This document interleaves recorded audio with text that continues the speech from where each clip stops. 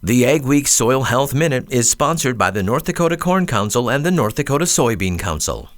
Cover crops can do more than just build soil health. They can help manage weeds. In this Soil Health Minute, Extension Specialist Dr. Abby Wick takes us to a field where we see this firsthand. We've talked about the many uses of cover crops in rotation for management of moisture, for building soil health like aggregates and maintaining soil biological communities. One benefit that's not directly related to soil health is weed suppression. So in this field, we interseeded about 40 pounds of cereal rye into corn last year at tasseling.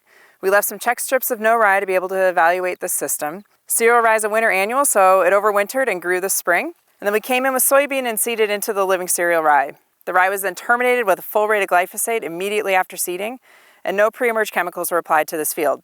Now that we've moved over to a strip where we didn't have cereal rye, you can see a huge difference in the number of weeds and the size of the weeds. We're consistently finding 10 times the weed biomass when rye is not part of the system versus when we have rye and we plant a soybean into the living rye.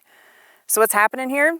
Cereal rye suppresses weeds through both competition and also an allelopathic effect, which means natural chemicals leak out of the rye roots and helps to manage the weeds. This chemical is not harmful to a broadleaf legume like soybean, but it can hurt corn yields. So at NDSU, we only recommend planting soybean into a living cereal rye, not corn and never wheat. When determining your weed management program, consider adding cover crops for suppression of weeds. You can get more information on this in the Soil Health Minute in Ag Week magazine. You can also go to the NDSU Soil Health webpage.